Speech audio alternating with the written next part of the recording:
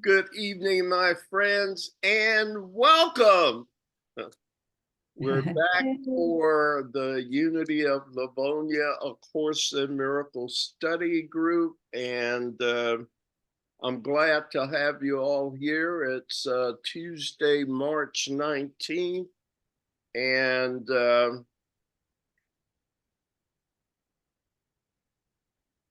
I'm not only still alive, but I feel like I'm prospering. And I'm kind of an old guy now, but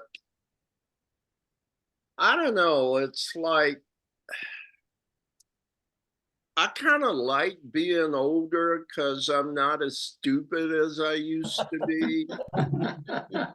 And I just feel like maybe what I've lost in terms of physical prowess, I've gained in terms of wisdom.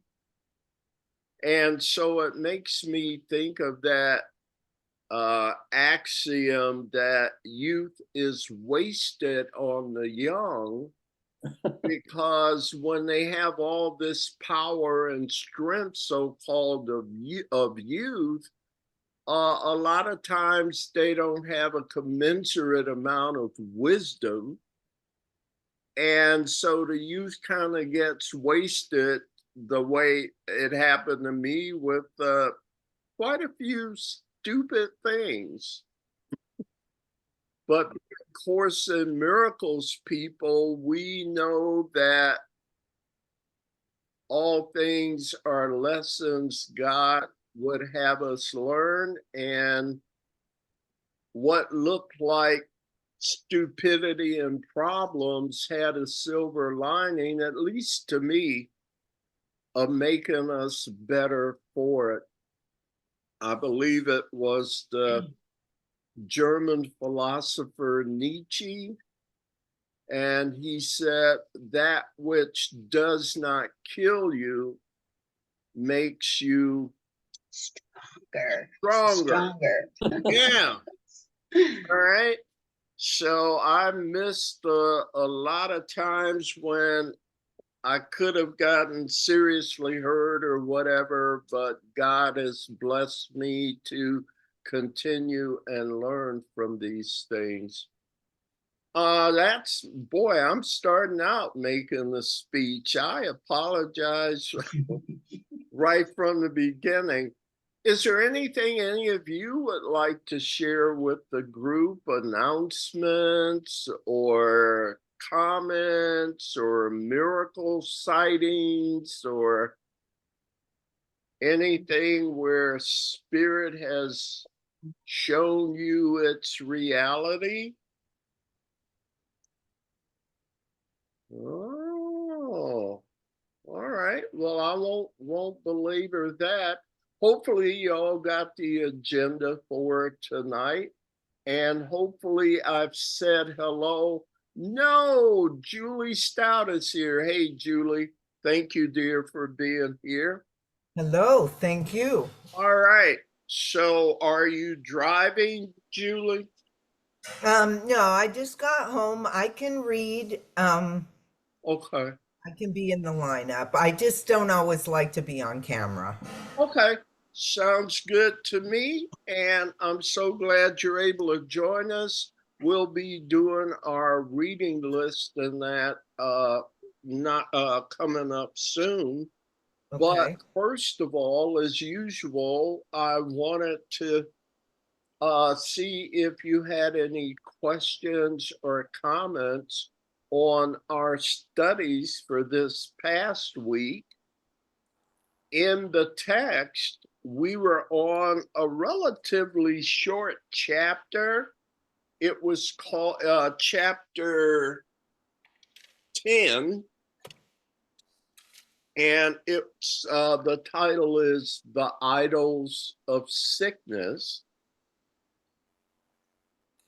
And then in the workbook, we were doing workbook lessons 64 to 70.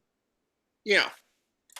And so I just wondered if you had any comments or insights to bring No, up from those no, I texts. haven't been keeping up with all the reading. Okay. Um, Well, there are probably others here that can attest to the statement that you're not alone.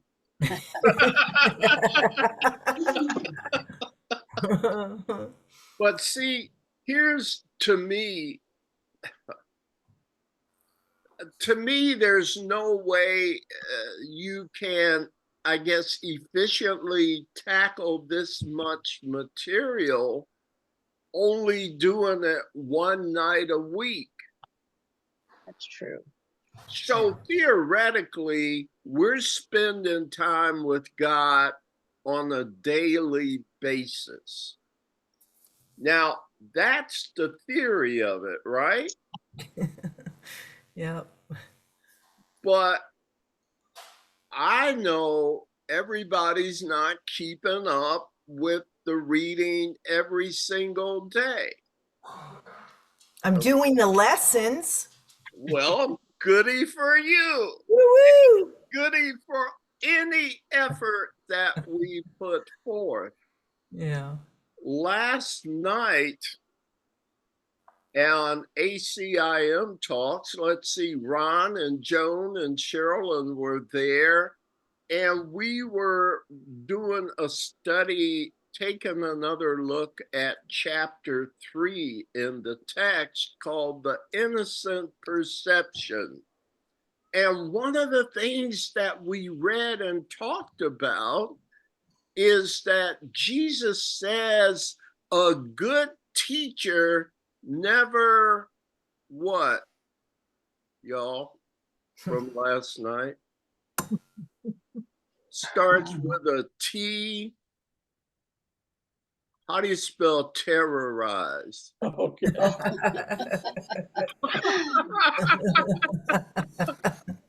Good teacher never does that. A good teacher never terrorizes their student.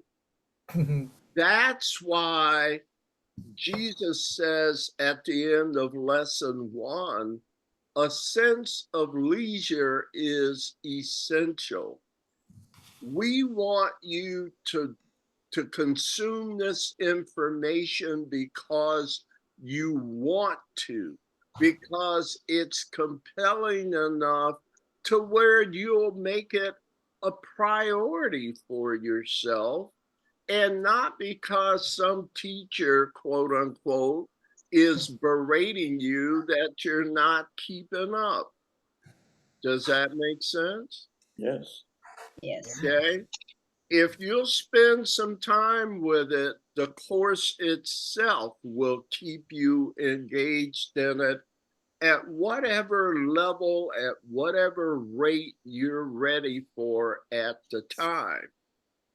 I mean, there are people here that have gone through this book 10, 12, 14 more times.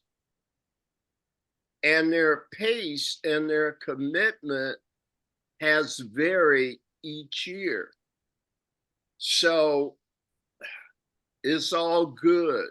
And just that we're making any effort at all means that we're headed toward the goal line. You see what I mean? Right. So everybody relax, take a deep breath. This is one place you can come where you will not feel any, or you shouldn't feel a lot of pressure. We simply want you to be with us because you want to be there. We want you to do this study because you like it, right? Right. Thank you. All right. So I like it, but on my own, a lot of times I might not understand everything I'm reading. And so it is very helpful to discuss it in a group or just hear you speak and other people share things, yes. And experiences. I'm certain many of us here feel the same way. The course is written as a self-study program.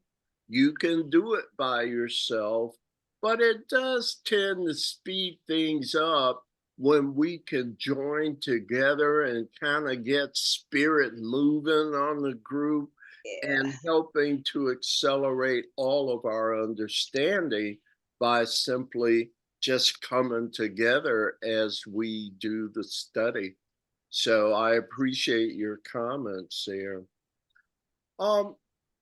Anything we were let's start with the text, chapter 10, the idols of sickness.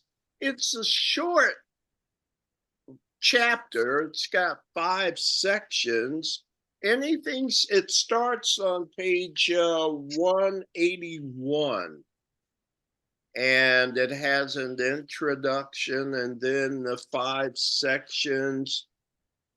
Anything that you've highlighted or would like to discuss?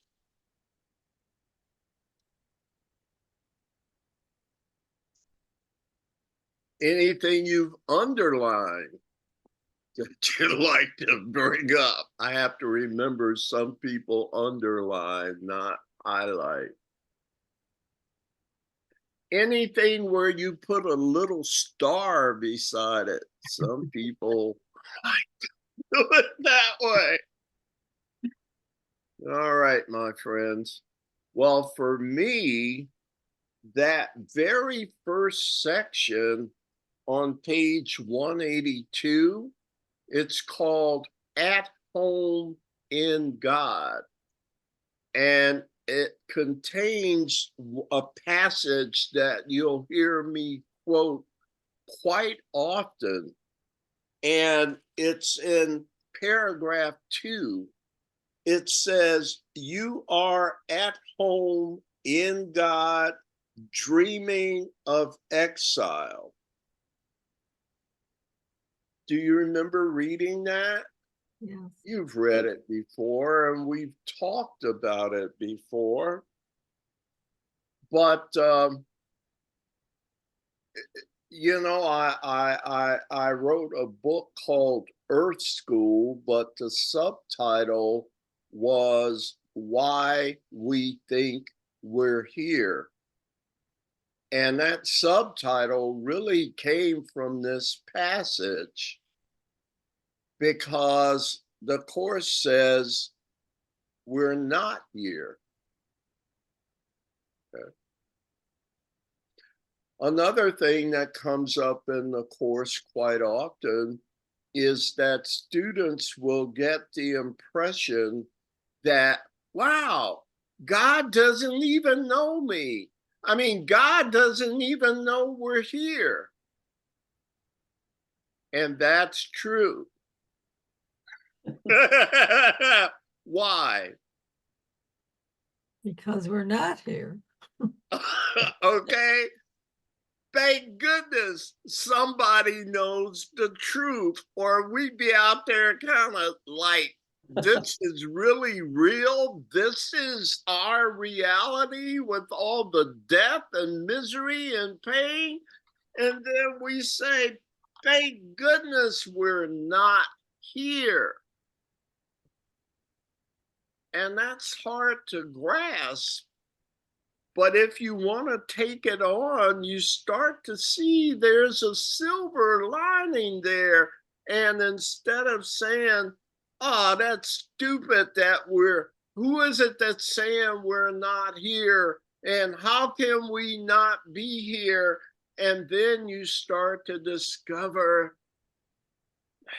boy, it's a blessing not to really be here.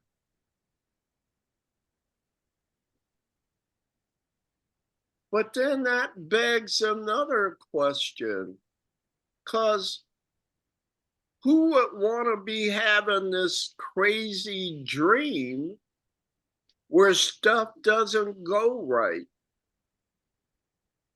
And then, based on the most fundamental law there is of cause and effect, Now that you start to accept the fact that I'm at home in God dreaming of exile, to me, the next question is, why? How and why am I caught up in this crazy dream?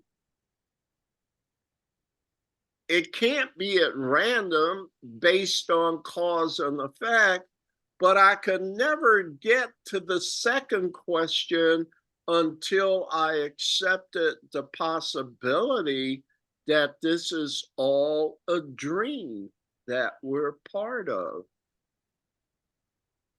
And then I have an inquisitive mind. I would say, why? Why am I having this crazy dream? Can you answer that for me, somebody? Why?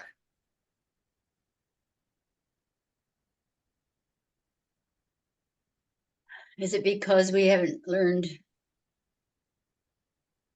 to accept it as a dream? We haven't gotten out of it?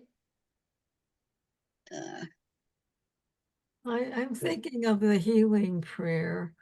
I am here only to be truly helpful. Why? I am here to represent him who sent me.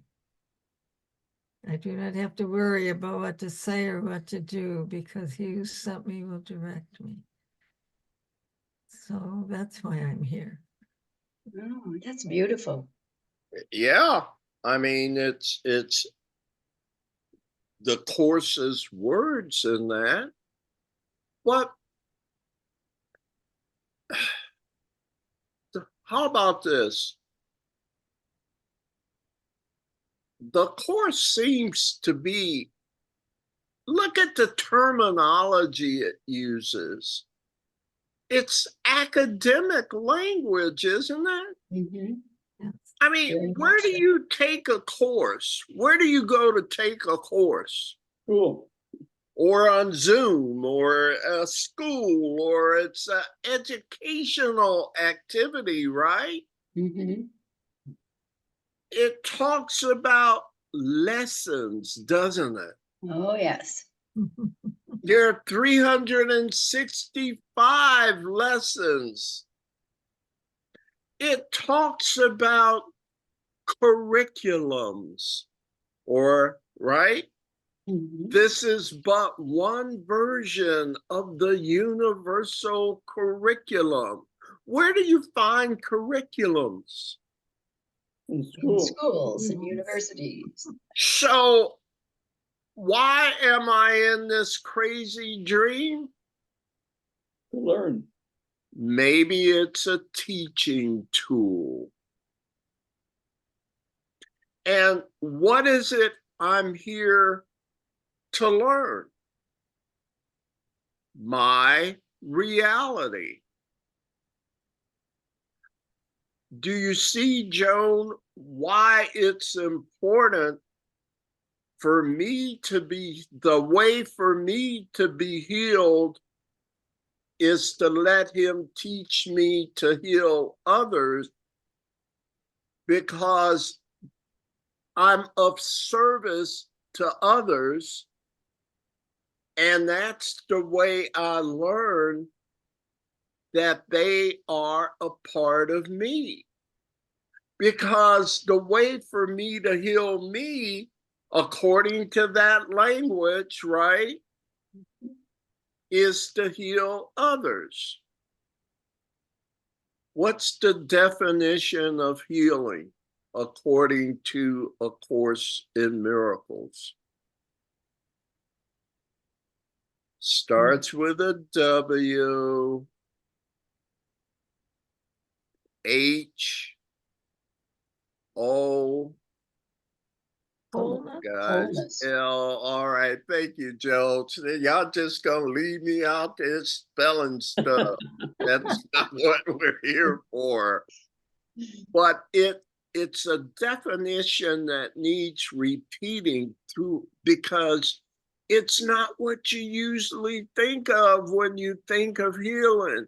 We think of healing as going to the doctor and taking medicine or having a surgery or doing physical therapy. The definition of healing, according to A Course in Miracles, is restoring wholeness. And what's another word similar to wholeness that means that is the result of wholeness? Would Health. it be holiness? Holy, yeah, holiness. Was that Miss Stout out there in California that said Oh, that? no, somebody else said that. I was going to Whoever, say who- oneness. whoever said it, I applaud you. How many of you have heard the word synchro? Synchronicity? No. No. Wait a minute. Let me let somebody in here. Synergism.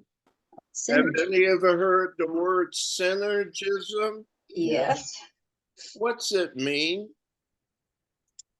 Definition wise? I think it's the coming together of certain things to make a, and I don't know what to call it. It would be a coming together of certain thoughts or activities that go together to make a whole out of parts. Well, I think some of what you're saying fits into the definition I have in mind, but maybe you've heard it before. Synergy, a synergistic effect is where the sum is equal to more than individual parts. Right. Have y'all heard that? Yeah, that's good. Anybody contest? Let me give you a quick example here, okay? And I'm probably getting off of what we're supposed to be doing as usual, but the best example I can give you of synergistic effect. Welcome, Kathleen. Thank you for being here. I saw you come in, and I'm here running my mouth as usual and talking about synergy, not synchronicity, but synergy. If you've ever been to a symphony orchestra and you have all of these great musicians, and when you first get to the concert, you hear them all doing their own little individual warm-ups and scales and stuff like that. Great musicians. But when that conductor comes out and taps on the podium and they're ready to get started, right? And they all come together as a whole, not only is it 60 or 70 or so great individual musicians, but when they come together as one, they create a whole new instrument called a symphony orchestra or a symphony band or whatever, right? Mhm. Have you ever noticed that the symphony orchestra makes a sound that none of the individual players can make alone? Yes? Yes. Yes. Do you see synergistic effect Yes. where the sum equals more than where the total equals more than the sum of its individual parts? Mhm. So by restoring wholeness, you endow this thing now with a synergistic effect of power called holiness, where it's the total is more. You've created something even bigger when you come together. So you restore wholeness, and that wholeness has a synergistic effect, right? Yeah. That we call holiness. And there's nothing more powerful than holiness, which comes from wholeness, which comes from getting away from the tiny mad idea of what? Separation. Of separation. Okay. So why do you think we're caught up in this crazy dream? Learn lessons. And to learn that separation does not work. It's miserable. It's full of suffering. It's full of pain. It's full of anxiety. It's full of worry. It's full of stress. Don't you see it doesn't work? Yes. Look at the world.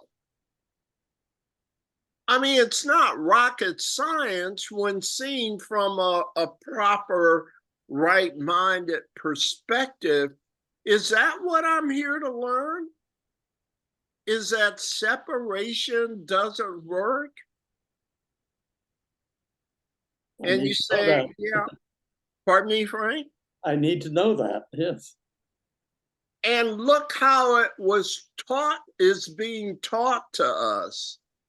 Notice that we are learning the lesson that separation doesn't work, but can you think of a safer environment in which to learn it than in a dream?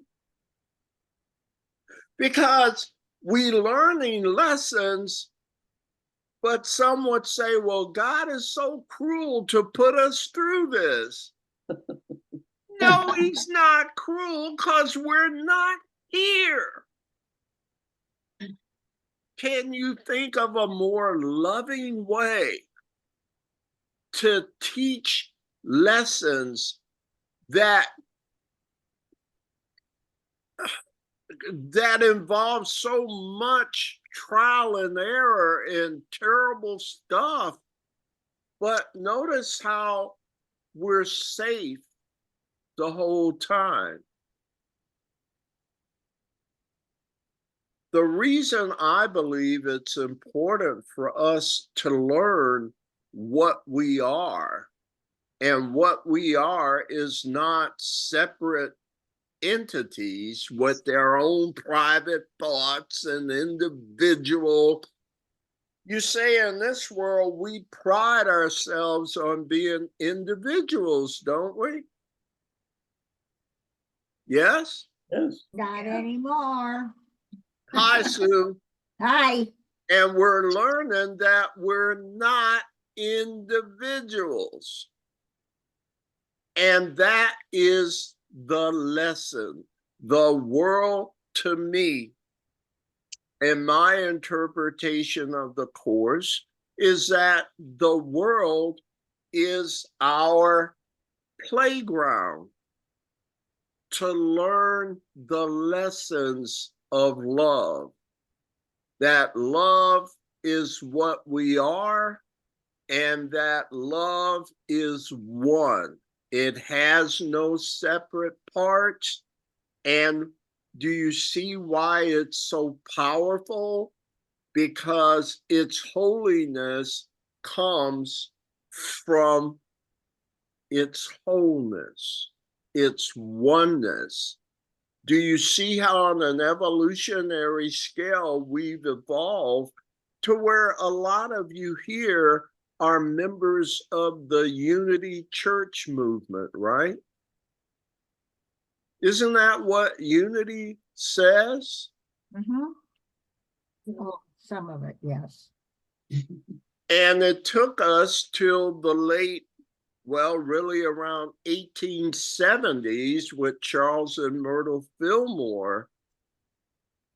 What makes unity and the New Thought movement so interesting and unique is the idea of a totally loving God.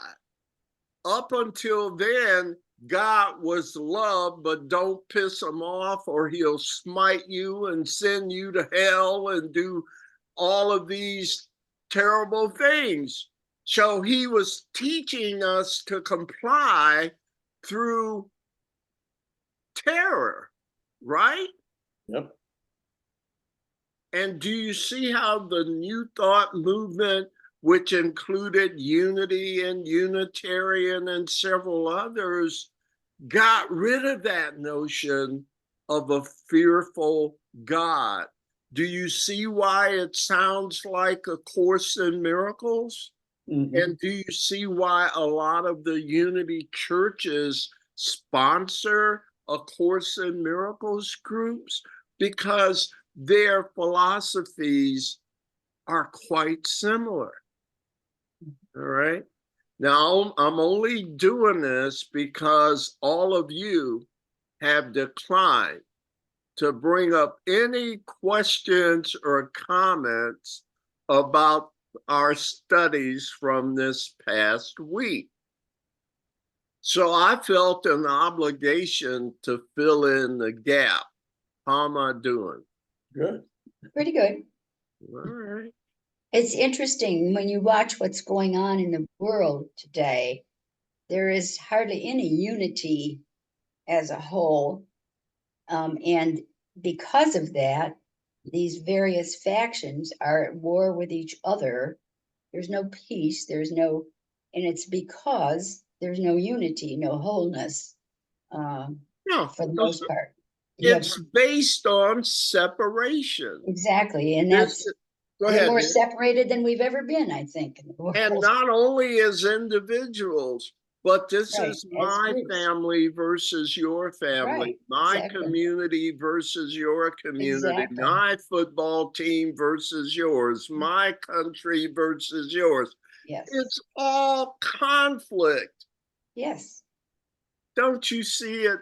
At the rate, when do you see this being a better world at the rate we're going? Not anytime soon. And it's already been a long, A long time. time. Yeah. So here's the realization.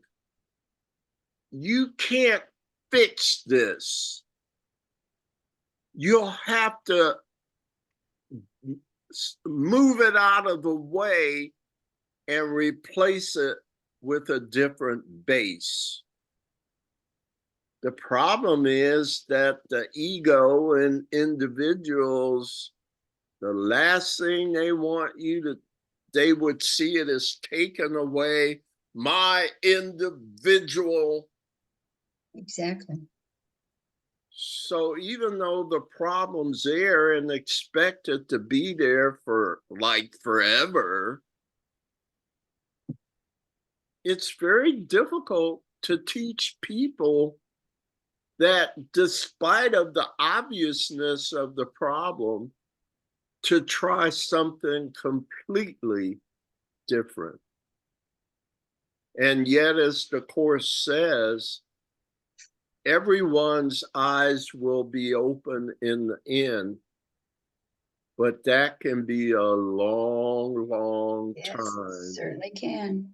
So what is the role of the miracle worker? Is it sounding like Course stuff? Somebody talking? Go ahead. I forgot what your question was particularly. What is what is the role of the miracle worker? The only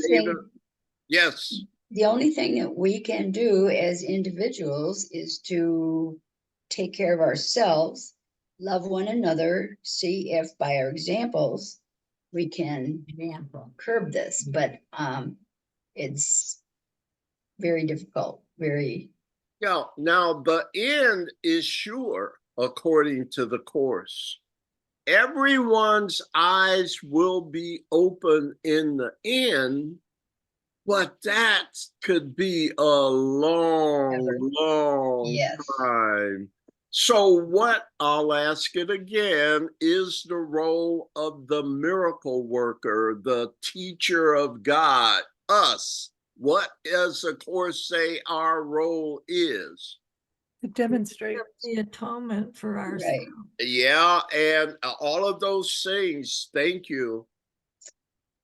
Our role is to save time. Is to what? Save time, to bring this in about sooner. Now, it's gonna happen. It's guaranteed that everyone will see this in the end. But When's the end? there's so much unnecessary suffering that appears to be going on that our role as miracle workers or teachers of God is to facilitate this thing sooner rather than later and simply reduce the amount of suffering to get there. It sounds overwhelming.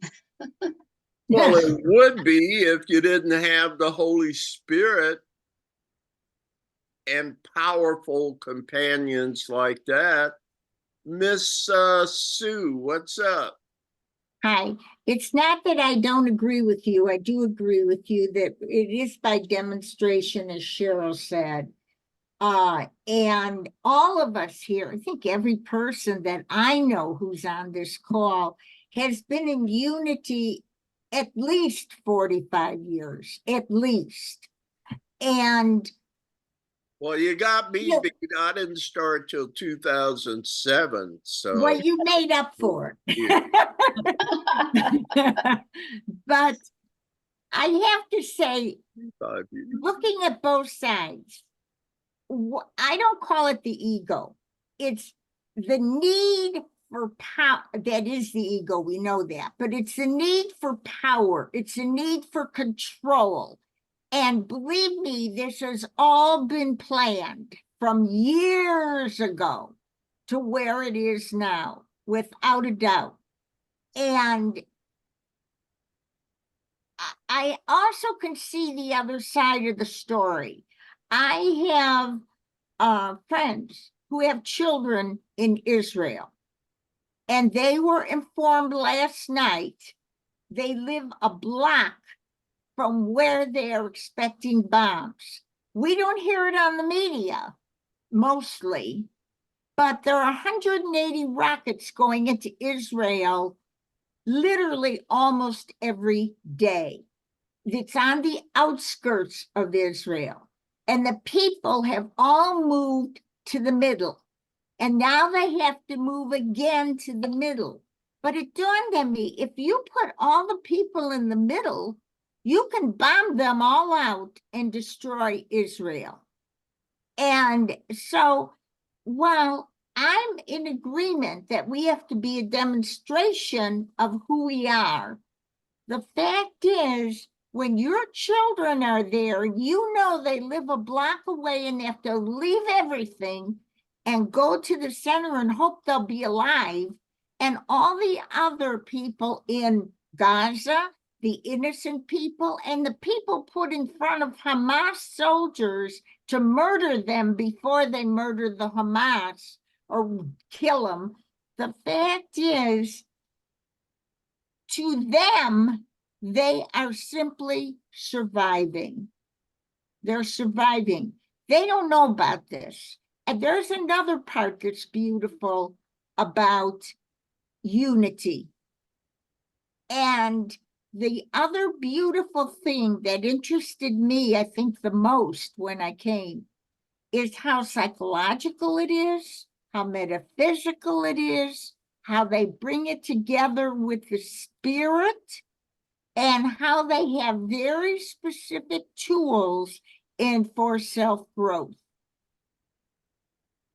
And of course, the fact that that God is the loving God. But they actually tell you how to be able to remain in spirit, to teaching church. Who is they?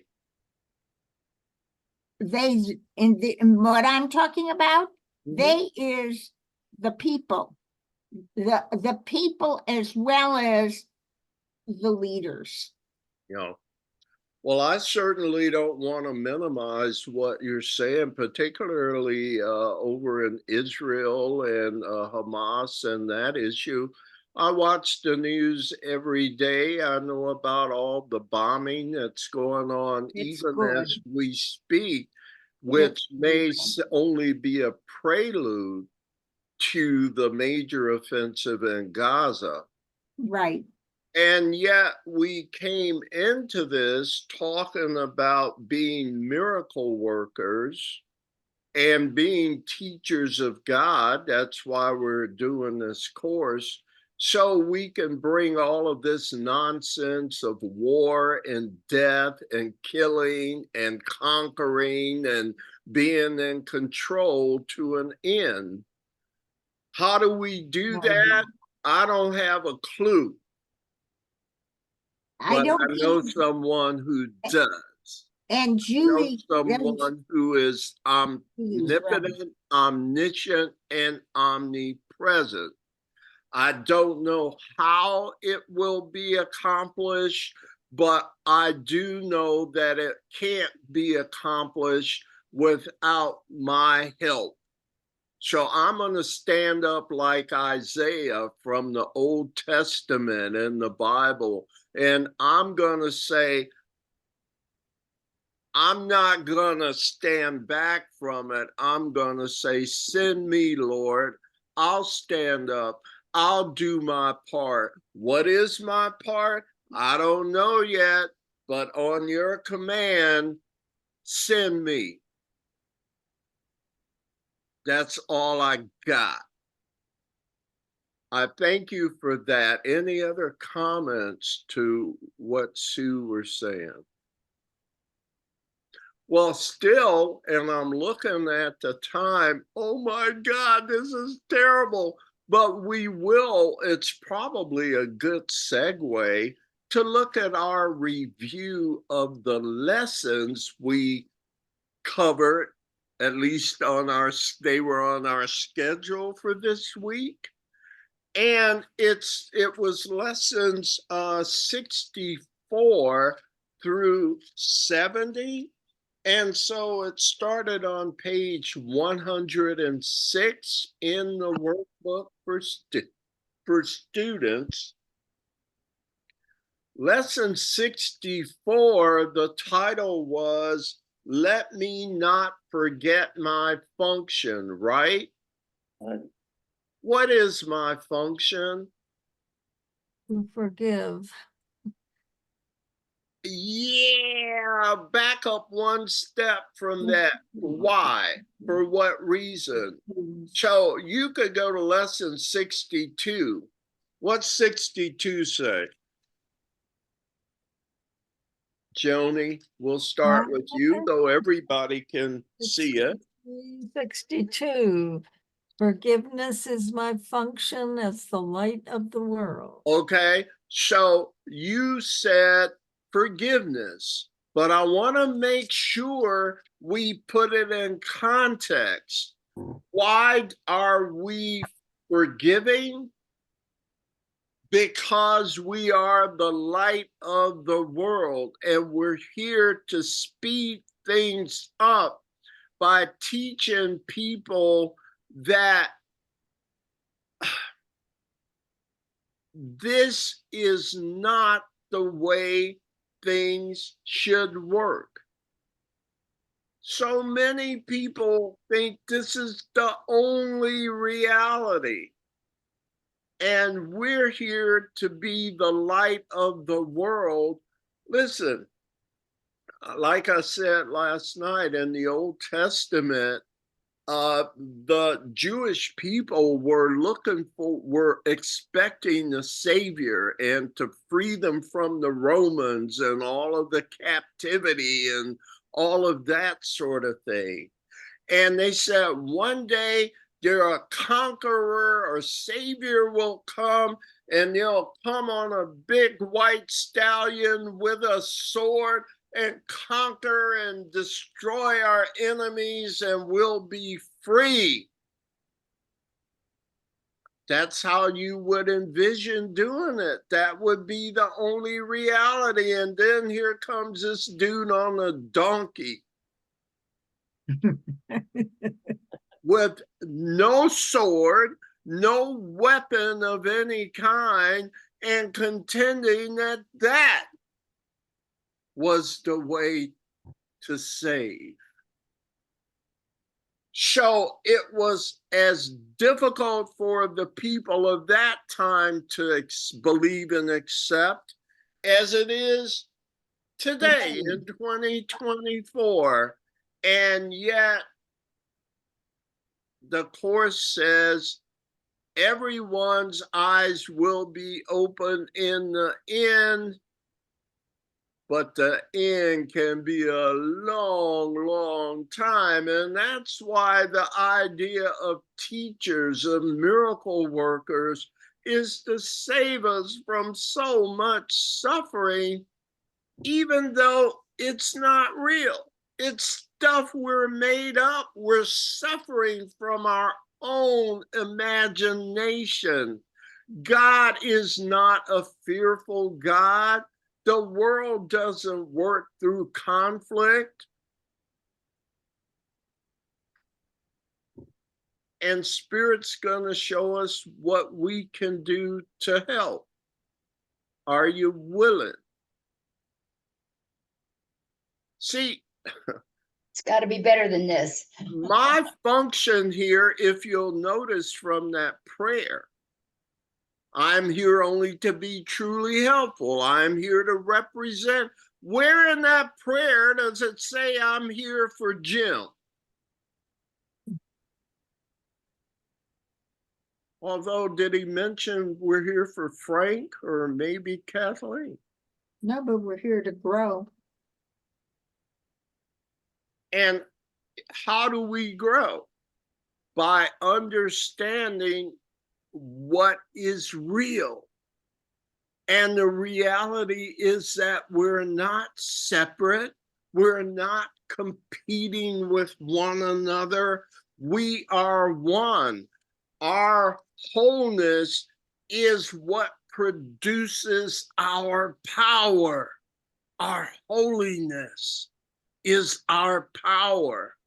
And you can't get holiness or wholeness from separation.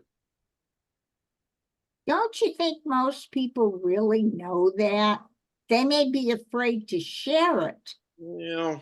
but I think they have a pretty good idea. I mean, I hear it every day from other people of all different religions saying, we need to work together. That's a form of it. We need to be sync in one.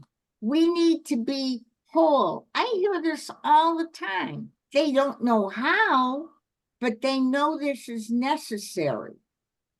Yeah. But we don't know I'm how really either. gonna close it out here on this segment. But Sue, let's go back to the text, Okay, because we read about this theoretically last week. yeah. In the text on page 183, there's a section that kind of addresses what you were asking about why aren't people willing to understand this or see that this doesn't work? It's entitled The Decision to Forget. He says, unless you first know something, you cannot forget it or dissociate it. knowledge must precede dissociation, so that dissociation is nothing more than a decision to forget. It's very hard to get people to forget, to remember something that they've chosen to forget. Listen, the tiny man, in my book, there's a section called God's Kids and the Tiny Mad Idea. And it talks about these little kids that were talking to each other, and somebody has the brilliant idea. Oh, wait, hey, listen, I was thinking this. Why don't we all have our own separate heavens? I mean, we have the power of God too, right? We're the most powerful. Why don't we don't have to do everything God says. We can go do our own thing. Have you ever heard that from your kids? No. So is it a stretch to think that eons or whatever ago, some kids said, yeah, let's have our own separate heavens. That would be really cool, right? We could do whatever we want to do. The problem is you don't know what you want to do. So that was the beginning. Now, what would you have to do in order to make a separate heaven where you only did what you wanted to do? Wouldn't you have to dissociate, taking orders from dad? Yep. Wouldn't you have to deliberately choose to shut that off? Because I'm going to do my own thing, baby. How's that working out for you, kids? Not so good. Say it again, Frank. Not so good. Would you all agree? Yes. Mm-hmm. So we've kind of seen the light. It's not working out. But how many brothers and sisters apparently have not seen it or chose not to see it? Many, including me. So, well, at least you're working on it, buddy, like me. Right. So our role being our brother's keeper, as a matter of fact, we're literally our brother, but our role as brother's keeper is to show them a better way. But don't you see, you can't just go in and say it to people that have disassociated with anything but the idea of individuals and private thoughts, and this is mine, and this is my territory, and you stay out. Do you see, it's gonna have to be a pretty sophisticated strategy to get people to do what, at least ostensibly, they don't want to do it. So thank goodness. How smart do you think the Holy Spirit is? Infinite. So maybe the Holy Spirit can show me how to participate in this grand endeavor to be the light of the world. I'm not saying I know how to do it. And that's not the point. Listen, and I'm one last, boy, Spirit, I didn't mean to. Lesson 135, okay? Maybe around paragraph 9. Let's look it up. Okay, lesson 135, and I'm definitely stopping after this, okay? Lesson 135. Yeah. Oh, paragraph 11. All right. And so I'm just looking at my friend Frank. Frank, when you get there, could you read paragraph 11 on page 253? Got it. A healed mind does not plan. It carries out the plans that it reveals through listening to wisdom that is not its own. It waits until it has been taught what should be done and then proceeds to do it. It does not depend upon itself for anything except the adequacy to fulfill the plans assigned to it. You can stop there, okay? Okay. Do y'all see where I'm coming from?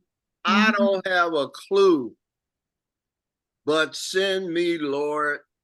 You pick me, that's good enough for me. I'll do my part. What else is there for me to know? How can I know anything here, right? And we talked about the difference between knowledge and perception. I do not know lesson lesson 25. I do not know what anything is for. But the counterpart is in the Bible. It says to enter the kingdom of heaven, you must be as a little child. You don't do it because you know, you do it because you trust your parents. Yes? Okay. Yes? Yes. Yes. Comment, criticism, questions. This is not where I expected this to go tonight. I hope it's okay. Nobody's left yet. I haven't heard any bells dinging from people leaving. So having said that, let's, if it's okay, let's move into our lesson for tonight. And it's lesson 71 on page 121. And I'm going to say Jan's not reading, Hilda's not reading, right? Hilda, she's on mute. Mhm. Yes, right. I'm not reading. Uh-huh. So I've got you Yes. not reading by default now, okay? Like you and are not reading, and you let me There you know go. when you want to read. I just keep my lips closed. Up to you, okay? But we'll honor that. Sherilyn is number 1, Nancy number 2, Frank is 3, Joan is 4, Ron is 5, Kathleen 6, Sue 7, Julie 8. Does that sound okay? Did I leave anyone out that wants to read? Yeah, that's lesson 71, only God's plan for salvation will work. Yes, Okay, that's where we are. thank you. Certainly. And Sherilyn's our first reader. Okay, only God's plan for salvation will work. You may not realize that the ego has set up a plan for salvation in opposition to God's. It is this plan in which you believe. Since it is the opposite of God's, you also believe that to accept God's plan in place of the ego's is to be damned. This sounds preposterous, of course. Yet after we have considered just what the ego's plan is, perhaps you will realize that, however preposterous it may be, you do believe in it. Thank you. Next is Nancy. Let's do a couple before we discuss, okay? Nancy? Okay, number 2, the ego's plan for salvation centers around holding grievances. It maintains that if someone else spoke or acted differently, if some external circumstance or event were changed, you would be saved. Thus, the source of salvation is constantly perceived as outside yourself. Each grievance you hold is a declaration and an assertion in which you believe that says, if this were different, I would be saved. The change of mind necessary for salvation is thus demanded of everyone and everything except yourself. Comments, anyone? Okay, we're up to Frank for paragraph 3. The role assigned to your own mind in this plan, then, is simply to determine what other than itself must change if you are to be saved. According to this insane plan, any perceived source of salvation is acceptable provided that it will not work.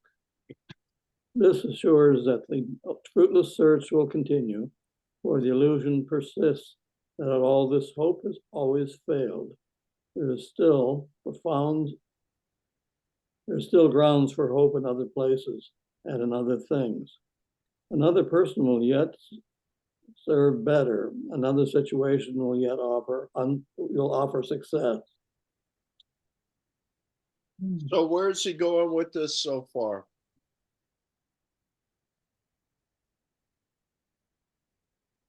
There's another way. Okay, say a little more. Well, we're moving away from the ego to a better solution. Okay, but I maintain that he's still describing the problem so far. Okay.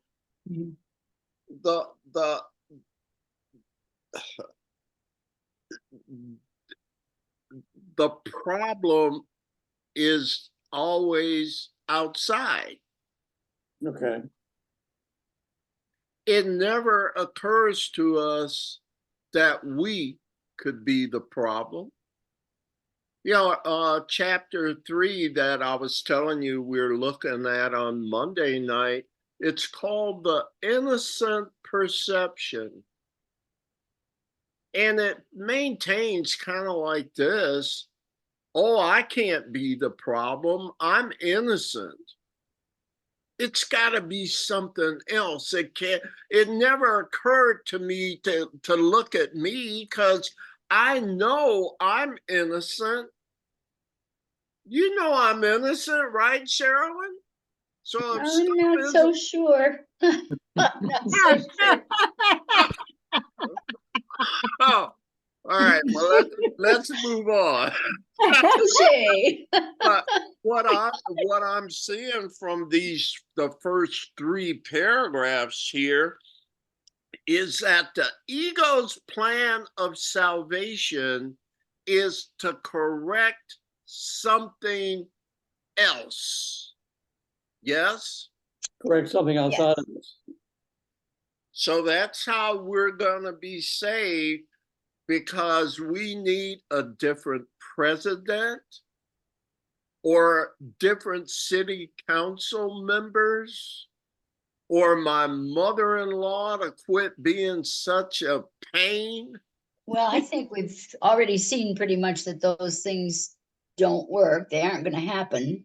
Mother-in-law is not going to get better, and people are not going to change. You put new members on a committee, but they probably have the same problems. So that's the ego.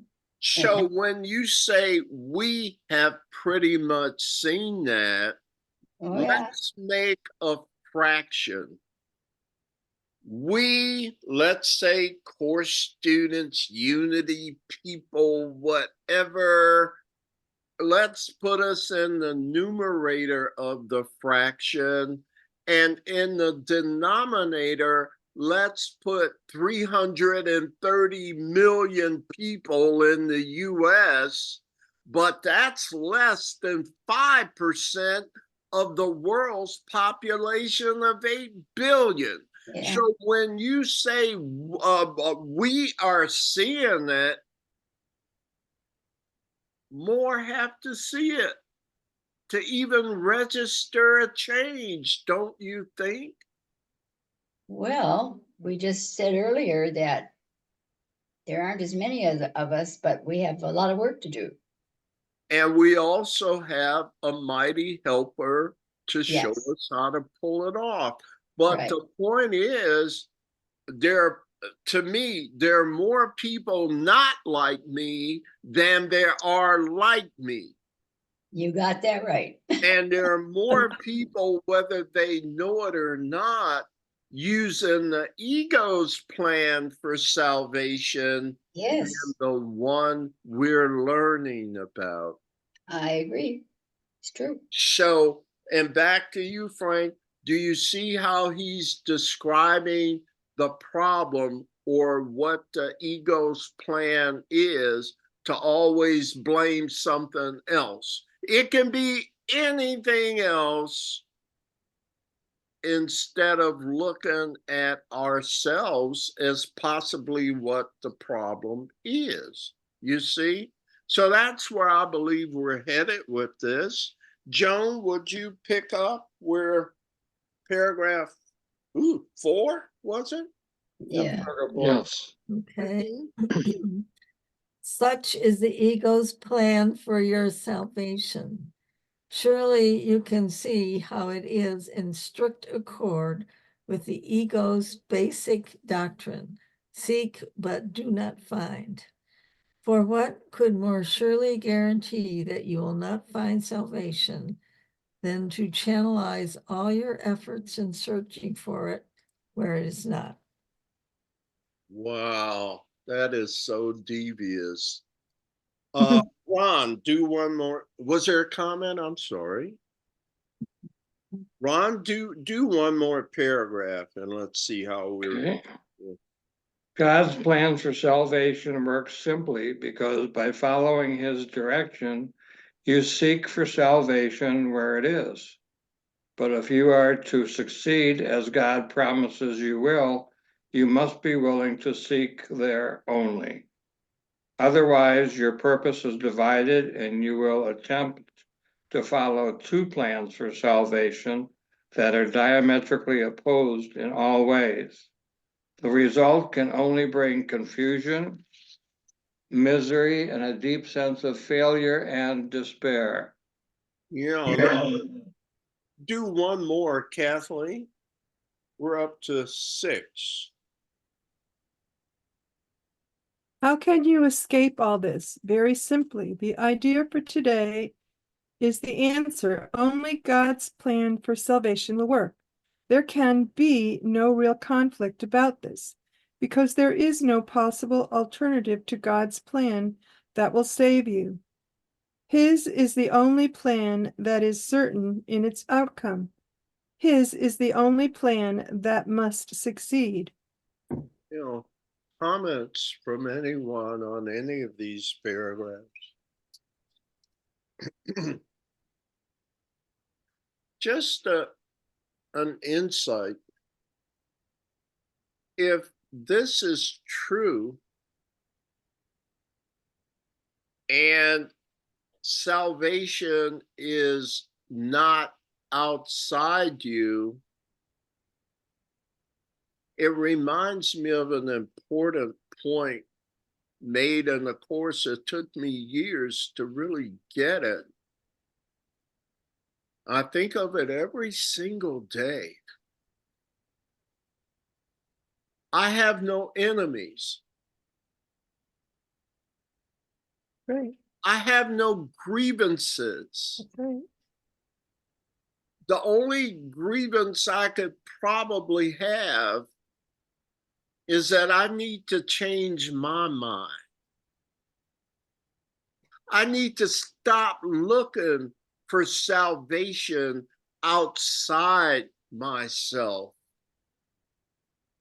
There are no obstacles to salvation outside myself. I'm sorry, did I say that correctly? I think so. Yes, there are no obstacles outside because it's all in me. So if I want to find the solution, I need to look for where it is, not where it isn't. And that's what the course has taught me. But along the way, then, does this transform all the things I had grievances against? They all dissolve because they're not the problem. And they don't exist. So do you see how my life and my control is completely returned to me? It's very empowering, isn't it? To know that nothing outside myself is the way to get to salvation. I'll stop there because I see I'm stumbling with what I'm saying. Any comments? Next Well, read. Yes. In essence, there isn't a destination for salvation because we're already there. We don't have to get anywhere. We are who we are. Yes. We're all of it right here and right now. Mhm. So stop scapegoating. Mm-hmm. Yeah, it's like stop making up stories. What's true is true is true. Yes. And stop thinking that you're not the problem. You know, it's hard to solve a problem that you don't recognize. So here's the problem. The problem is Jim. And look, it's not terrible. Don't feel guilty. It's a mistake. So what do you do? What's the solution for a mistake? Correction. Thank you. Yay! I didn't even have to spell anything. Thank you, dear. All right. Boy, let's finish this up here. We're up to Sue. Is Yes. it 8? No, 7. 7. Yes, Sue. Go ahead, dear. Let us practice recognizing this certainly today, and let us rejoice that there is an answer to what seems to be a conflict with no resolution possible. All things are possible to God.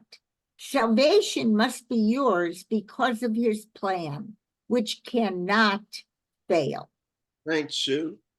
And Julie, you said you're reading tonight, please? Sure, yes.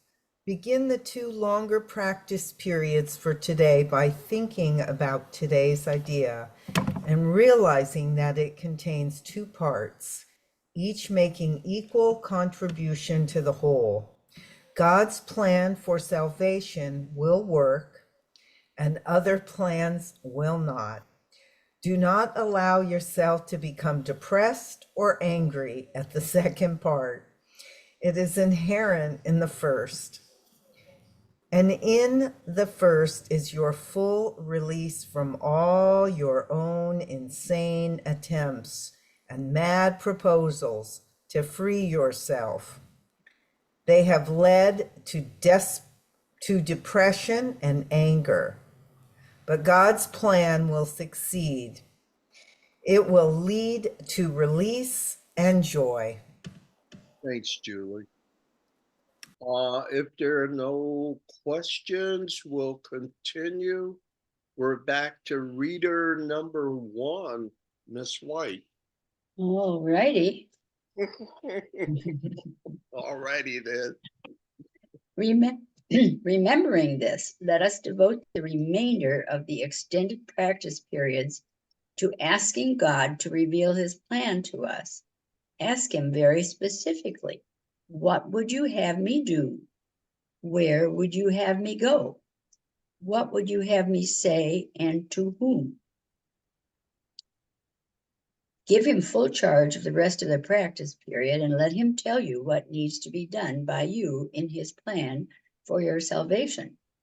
He will answer in proportion to your willingness to hear his voice. Refuse not to hear. The very fact that you are doing the exercises proves that you have some willingness to listen. This is enough to establish your claim to God's answer. Thank you. Nancy, would you finish this, please? In the shorter practice periods, tell yourself often that God's plan for salvation and only His will work. Be alert to all temptation to hold grievances today and respond to them with this form of today's ideal. Holding grievances is the opposite of God's plan for salvation, and only His plan will work. Try to remember today's idea some 6 or 7 times an hour. There could be no better way to spend a half minute or less than to remember the source of your salvation and to see it where it is. Thank you. Okay, we have some time for our meditation period, if that's okay. I've got some music queued up for that. So why don't we kind of get relaxed and in a meditative mood? God, what would you have me do? Where would you have me go? What would you have me say? And to whom? I am here only to be truly helpful. I am here to represent Him who sent me. I do not worry about what I'm supposed to say or do because He who sent me will direct me. I will be healed as I let Him teach me to heal.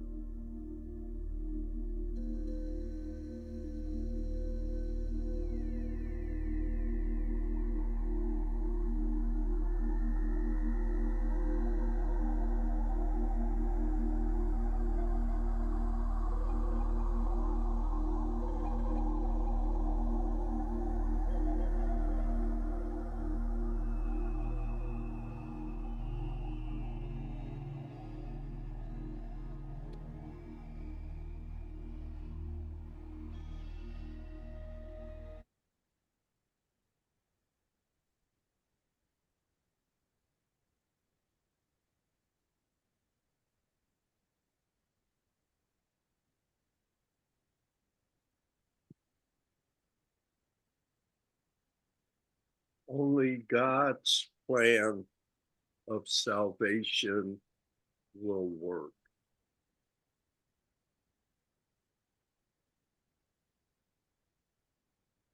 Send me. I will participate in the plan. It begins with me. And as I restore myself, it will prove a demonstration that will help others to see how to do it, how to stop having grievances, that the problem is something external. It's about changing our minds, isn't it? Yes. And it's about restoring one-mindedness that may prove an affront to your individualism, but the one mind is the universal intelligence of which we're all a part. The tiny mad idea was mad because it's insane, isn't it? Yes. Yes. So our world, we're not here, we're dreaming, is a simulation, a real-time experience of the tiny mad idea. That's what it's for. But notice the whole time we're safe at home in God. So let's do our part in the dream, because the world is a lesson according to A Course in Miracles. Give it its due, but don't give it a reality beyond its purpose. Okay. I Okay. do good tonight. Listen. Thank you, Julie. Thumbs up, Julie. I like the thumbs up. Thank you. Thank you. That's good. Oh, great. Listen, we got off the agenda, but listen, before we close, thank goodness we have this reading schedule, because there's no way to really grasp this one night a week. That's right. Right. So you don't have to, but I encourage you, if this is of interest to you, to do your best. It's laid out every day. So I know we all have busy schedules. Try and fit it in as you're led to do. And with that, I'll just ask if there are any final comments or criticism. I accept those things easily. Thanks for another great class. Very insightful as always. Thank you. Thank you for being here and bringing your smiley face to the group as well. Any other comments or Some of the stuff we read tonight in the text reminded me, because I study with different people and stuff, the laws of chaos. yes. And You read that chapter in my it's book? Sorry to throw you off, but it's go ahead. Sorry. no, that was I just it reminded me of kind of what I remember from reading, and it was a while ago, Yeah. of the laws of chaos.